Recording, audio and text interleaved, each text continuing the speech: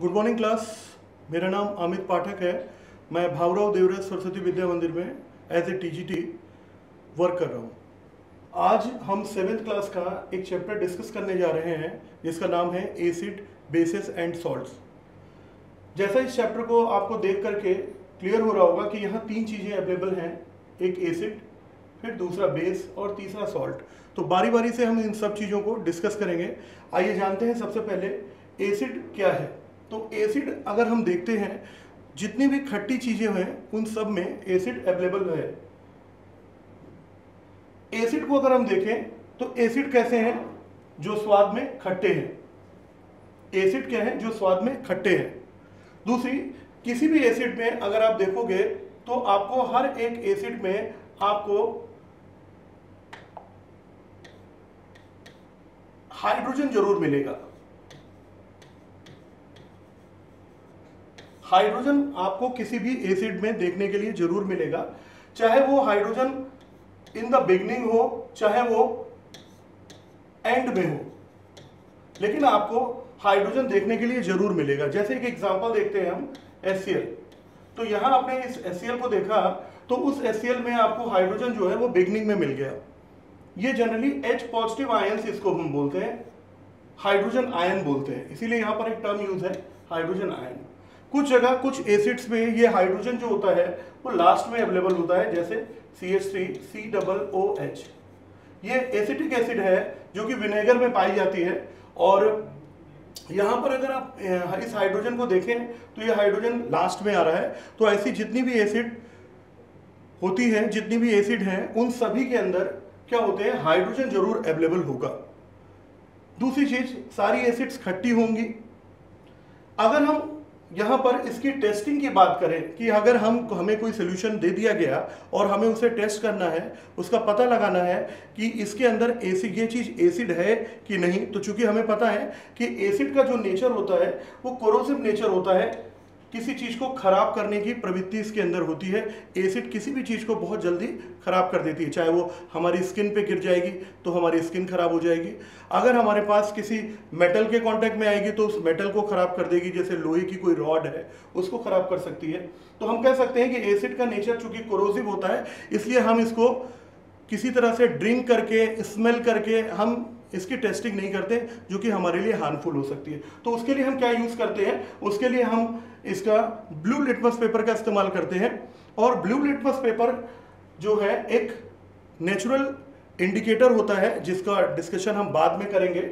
और इसमें हम क्या करते हैं, जैसे मान लीजिए हमारे पास ये कोई सोल्यूशन है और इस सोल्यूशन के अंदर यहाँ हमने ये सोल्यूशन है, हमें अब ये नहीं पता है कि इसके अंदर एसिड है कि बेस है, हाँ अननोन है। तो हम इसके अंदर क्या करेंगे, एक यहाँ से ब्लू लिटमस पेपर ले जाएंगे। ब्लू लिटमस पेपर जो हम इसके अंदर ले जाएंगे तो हम देखेंगे कि इसका कलर कैसा हो गया, रेड हो गया। और जैसे ही रेड हो गया तो हम कहेंगे कि ये डेफिनेटली ये जो हमने लिक्विड लिया हुआ है ये कुछ नहीं है, ये सिर्फ और सिर्फ एसिड है। आगे चलते हैं। अगर हम कुछ एग्जांपल्स की बात करें, एसिड के कुछ एग्जांपल्स की बात करें, तो बहुत सारे एग्जांपल हमको देखने को मिलेंगे। और इन सभी चीज़ों को अगर आप देखेंगे तो ये सब चीज़ें, सारी चीज़ें स्वाद में खट्टी होती हैं। जैसे विनेगर है जिसको आप सिरका बोलते हैं, लेमन जूस है, ऑरेंज जूस है, दही है, टैमरिंड है, आपके पास इमली है, आंवला है, ब्लैक टी है, एप्पल जूस है, अनराइप मैंगो, कच्चा जो आम है, ग्रेप्स है, ये सारे एग्जाम्पल हैं। और इनकी ये खासियत है कि ये स्वाद में खट्टे हैं। अगर हम एसिड की बात करें तो जितनी भी खट्टी चीजें होती हैं सभी के अंदर एसिड अवेलेबल होता है। और एसिड जो टर्म है एक लैटिन वर्ड से डिराइव हुआ, जिसका जो मतलब है, यहां एक लैटिन वर्ड है, ये इससे डिराइव हुआ और इसका मतलब होता है खट्टा, सॉर। ठीक, तो एसिड के बारे में और जितनी भी चीजें हम एसिड के बारे में रखते हैं जो स्वाद में खट्टी होती है, तो उनका नेचर कैसा होता है? एसिडिक नेचर होता है उनका। वो जैसे किसी, अगर हम देखें कि किसी गुस्सा करने वाला व्यक्ति जो होता है उसको हम क्या कहते हैं? बड़ा ही गुस्से वाले प्रकृति का ये व्यक्ति है। तो उसी तरह से हम ये बता सकते हैं कि ये जो, अगर कोई चीज़ खट्टी है, सौर है, तो उसका जो नेचर होगा वो सिर्फ और सिर्फ एसिडिक ही होगा। आगे चलते हैं। यहाँ पर कुछ एग्जाम्पल्स हमने यहाँ लिख रखे हैं और उन एग्जाम्पल्स के जरिए हम ये पता लगाएंगे ये चीज़ कहाँ अवेलेबल होती है। तो जैसे HCl है, हाइड्रोक्लोरिक एसिड है, इसका फार्मूला होता है आपके पास HCl। तो ये जो हमारे पास हाइड्रोक्लोरिक एसिड होती है वो आपके स्टमक में पाई जाती है, स्टमक में पाई जाती है और डाइजेशन में हेल्प करती है, आपको पता है।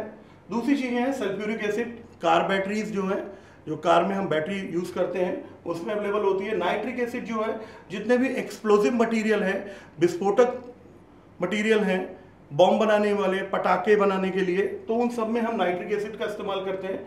सिरके में हम विनेगर जो है, एसिटिक एसिड पाई जाती है, विनेगर सिरका जो हम चाउमीन वगैरह में यूज़ करते हैं। दूसरा है कार्बोनिक एसिड, जितने भी आप ये सोडा वाटर वगैरह पीते हैं, सोडा वगैरह, इन सब में कार्बोनिक एसिड होती है। इसी तरह से ये जो फ्लेवरिंग कॉमन एसिड्स हैं, मतलब जितना ऐसी जितनी भी एसिड कॉमन एसिड्स, वो सभी के अंदर फास्फोरिक एसिड अवेलेबल होती है। दूसरी चीज़ आंट स्टिंग, जो चींटी है उसकी जो डंक होते हैं उसके अंदर फॉर्मिक एसिड अवेलेबल होती है। इसी तरह से जितने सिट्रस फूड है, खट्टे फल हैं, वो उसके अंदर हमारे पास सिट्रिक एसिड अवेलेबल होती है। कर्ड दही जो है उसके अंदर आप लैक्टिक एसिड अवेलेबल होती है।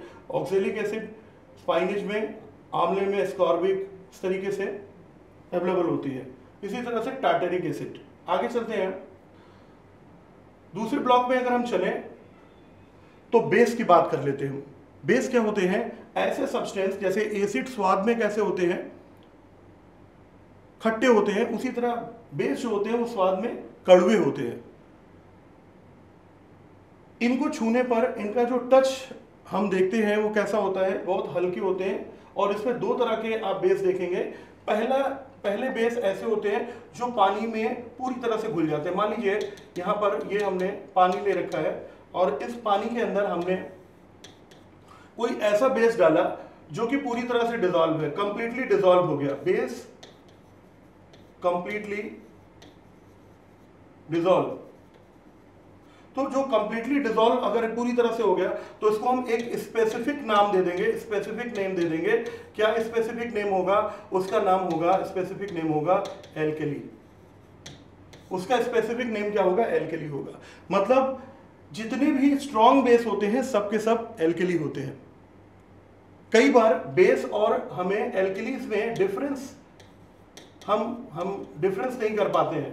तो सीधा सा लॉजिक है, केवल स्ट्रॉन्ग बेस को ही हम एल्केलीज की कैटेगरी में डालेंगे। अगर वो स्ट्रॉन्ग बेस नहीं है तो वो हमारे पास एक नॉर्मल बेस में आ जाएंगे और हम उन्हें एल्केली नहीं कहेंगे। All strong bases are alkalis. ठीक, आगे चलते हैं। जिस तरह से अभी मैंने आपको एसिड के लिए एक टेस्ट बताया कि एसिड की टेस्टिंग हम कैसे करते हैं, उसी तरह से बेस को, मान लीजिए हमारे पास ये कोई कंटेनर है और यहां पर हमने ये सब्सटेंस अननोन लिक्विड है हमारे पास, हमको उसको बारे में पता नहीं है, अननोन है ये, अननोन है ये। हमें चेक करना है, भाई आप बताइए कि ये बेस है कि नहीं। तो उसके लिए हम कुछ नहीं करेंगे, सिर्फ इसके अंदर हम क्या करेंगे, एक रेड लिटमस पेपर को हम इसके अंदर डिप करा देंगे, रेड लिटमस पेपर। और जैसे ही हम इसको रेड लिटमस पेपर को हम इसके अंदर डिप कराएंगे तो हम देखेंगे कि जो इसका कलर था वो कलर इसका चेंज होकर के किसमें कन्वर्ट हो गया? ब्लू में। तो अगर ये रेड लिटमस पेपर ब्लू में कन्वर्ट हो जाता है, देन वी कैन से कि ये जो लिक्विड है ये कोई ऑर्डिनरी लिक्विड नहीं है, ये एक बेसिक लिक्विड है। कुछ एग्जांपल हैं, डिटर्जेंट्स हैं आपके पास, बेकिंग सोडा है, मिल्क ऑफ मैग्नीशिया है, ये सारी चीजें आपके पास आपको बेसिस में आ जाएंगी। जैसे यहां अगर हम देखें तो कई सारे बेसिस के यहाँ एग्जांपल आपको हैं। जैसे साबुन एक बेसिक साबुन बेस होता है, ड्रेन क्लीनर भी एक बेस है। एंटासिड यहाँ एक टर्म यूज हुआ है, इसके बारे में थोड़ा सा हम डिस्कस करेंगे। एंटासिड एक टर्म है, तो एंटा टर्म का मतलब है एंटी होना। तो जो हमारे पास क्या करे, एक्सेस एसिड के इफेक्ट को कम कर देते हैं, उन्हें हम एंटासिड्स बोलते हैं। दो substances which reduce the effect of acid are called antacids. तो जितने भी बेस है, जैसे हम खाने वाला सोडा है, इनो है, ये चीज़ें यूज़ करते हैं। कोल्ड ड्रिंक्स है, जब हम बहुत स्पाइसी चीज़ों को खा लेते हैं तो हमारे पेट में जलन सी होने लगती है, बर्न करने लगता है पेट, तो उस केसेस में HCl का सिक्रीशन ज़्यादा हो जाता है। एक तो हमारे बॉडी से निकल रहा है, ऊपर से बाहरी सोर्स से भी हमने HCl अंदर ले लिया है। तो उस केसेस में जब एसिड की क्वांटिटी आपकी बॉडी में ज़्यादा हो जाएगी तो वहाँ पर हम एक बेस का इस्तेमाल करेंगे, जैसे कोल्ड ड्रिंक है या आपके पास खाने वाला सोडा है, तो जब आप उसको इस्तेमाल करोगे तो वो एज ए एंटासिड काम करेगा। तो बेस को हम क्या कर सकते हैं, base is also said to be antacids. ऐसे सब्सटेंस जो एक्सेस एसिड के इफेक्ट को कम कर देते हैं उन्हें हम एंटासिड्स कहते हैं। कई बार आपने देखा होगा कि हमें चींटी काट लेती है, तो उस केसेस में हमारी स्किन बर्न होने लगती है, जलने लगती है, तो उस पर हम क्या करते हैं, तुरंत लाइम वाटर लगा देते हैं, चूने का पानी का घोल लगा देते हैं, तो वो ठीक हो जाता है। तो क्यों वो हमें रिलीफ मिल जाता है, इसलिए रिलीफ मिल जाता है क्योंकि वो जो हमने लाइम वाटर का घोल लिया है वो कोई ऑर्डिनरी घोल नहीं है, वो एक एंटासिड है। क्या है, एंटासिड है, इसीलिए उससे हमको रिलीफ मिला है, अदरवाइज हमें उससे रिलीफ नहीं मिलता। तो इस तरह से हम आगे चलते हैं। यहाँ अभी हम डिस्कस कर चुके हैं वीक बेस और स्ट्रॉन्ग बेस के बारे में, ये कुछ एग्जांपल्स हैं इनके। फिर से एक बार थोड़ा सा डिस्कस करते हैं। जो पानी में पूरी तरह से डिसॉल्व हो जाएंगे, पानी में पूरी तरह से घुल जाएंगे और ज़्यादा से ज़्यादा बेस के, देखिए बेस और एसिड की जनरल पहचान ये होती है कि बेस के अगर बेस है तो वहाँ पर बेस अगर अवेलेबल है वहाँ, तो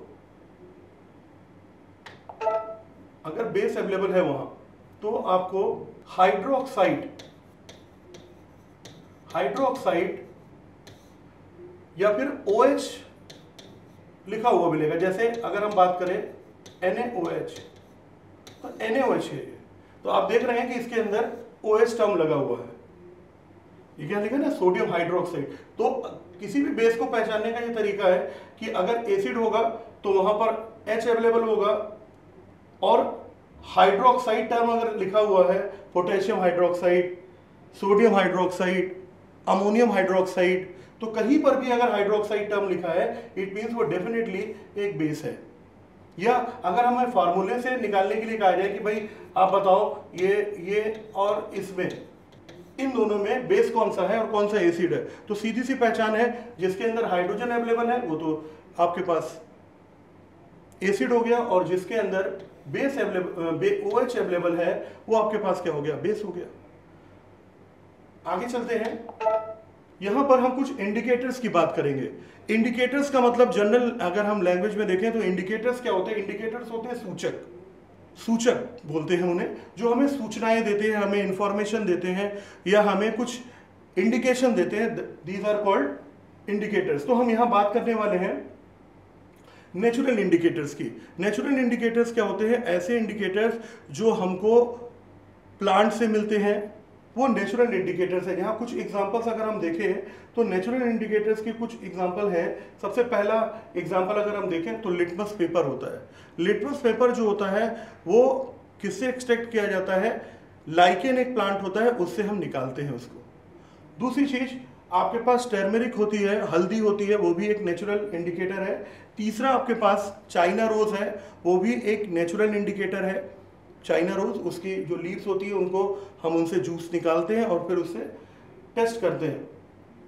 तो यहाँ क्या है कि the most commonly used of indicator is litmus is extracted from lichen. जैसा भी मैंने आपको बताया, ठीक, इसका जो कलर, एक्चुअल कलर होता है वो पर्पल कलर का होता है। डिस्टिल वाटर में वो पर्पल कलर को देते हैं।